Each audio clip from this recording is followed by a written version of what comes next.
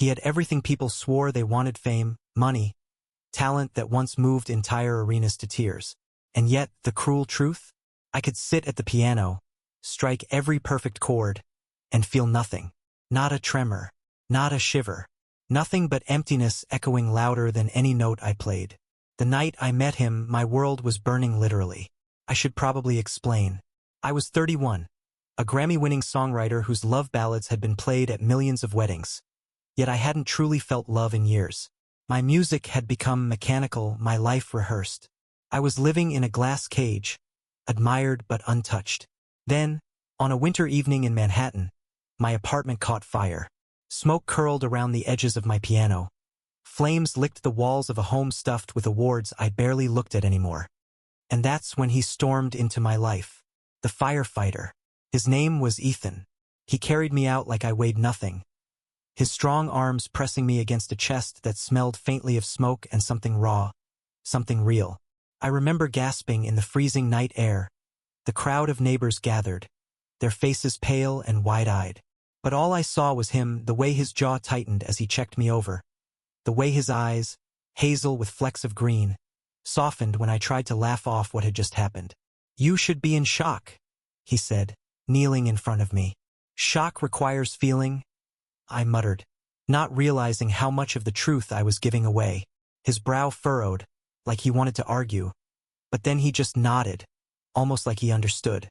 That night wasn't the end, it was the start. The first time Ethan came to check on me afterward, I told myself it was just duty. Firefighters sometimes revisited victims, right?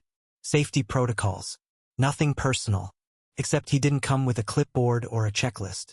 He came with takeout Chinese food, setting cartons on my bare kitchen counter like it was the most natural thing in the world. "Don't tell me you're one of those celebrities who doesn't eat lo mein," he teased. I remember staring at him, trying to decode him the way I used to decode melodies.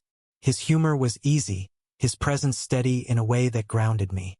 He asked about my music, not the kind of shallow questions reporters lobbed at me, but real ones. Why did I stop touring? Why did I look at my piano like it was an enemy?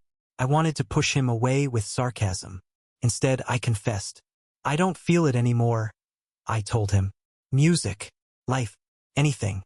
I don't know when I lost it, but I did." He looked at me for a long moment, then reached across the counter and touched my wrist. Just a brush of his fingertips. But something flickered, a spark. My breath caught, and I hated how much it rattled me. Ethan had this stubborn way of showing up exactly when I needed him most. When the press twisted the fire into a tabloid frenzy, musician's meltdown caught in flames. He was there, shielding me with nothing but his steady silence. When I tried and failed to play at a benefit concert, freezing under the spotlight because my music still felt dead, he was waiting backstage. "You're not broken," he said quietly, when I was ready to smash my hands against the keys. "You don't know that. I do. I pulled you out of a fire. You think you're ashes, but you're still here, still burning." No one had ever spoken to me like that. Not fans, not critics, not even lovers. And something inside me cracked.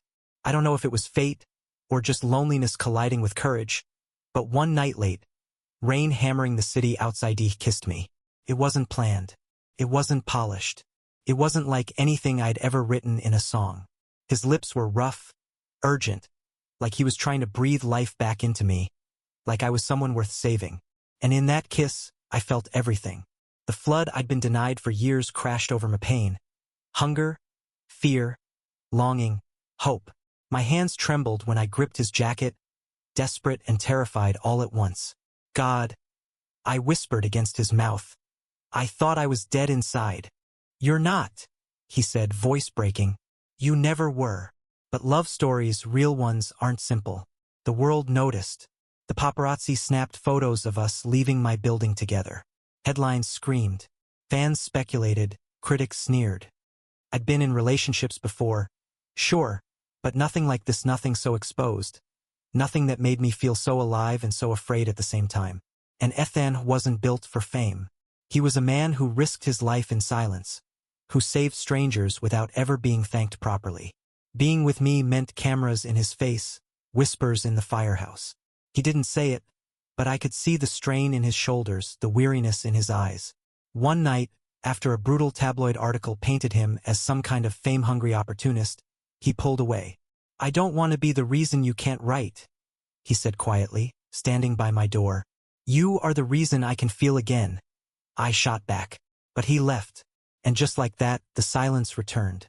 Weeks blurred into months. My career demanded I tour again, and though I played, the music felt empty without him.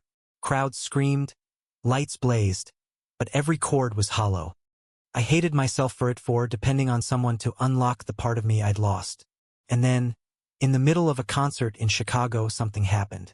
I was halfway through a song when I saw him, in the crowd. Not backstage, not hidden, but right there in the audience, in his civilian jacket, staring up at me like he'd been holding his breath since the day he walked away. I don't even remember finishing the song. I only remember dropping my hands from the keys, standing, and walking off stage despite the stunned gasps of thousands. Security tried to stop me, but I shoved past. Ethan didn't move as I pushed through the crowd, didn't flinch as I grabbed his face and kissed him in front of everyone. When I pulled back, both of us shaking, I said the only thing that mattered. "You didn't ruin my music, Ethan. You gave it back." He laughed, wet-eyed, and kissed me again, harder this time, like we had nothing to lose. We didn't walk into a perfect future after that. Life was still messy. People still talked. Fame still pressed against us like an uninvited guest at the table. But for the first time in years, my songs were alive again. And every time I sat at the piano, every time I sang, I wasn't chasing a feeling anymore. I was reliving the night he kissed me, the night I felt my heart beat again. Because the truth is, I wasn't saved by music or fame or fire. I was saved by Ethan. And I think, in his own way, he was saved by me too. Thank you for listening. Don't forget to like and subscribe to stay updated with the latest videos.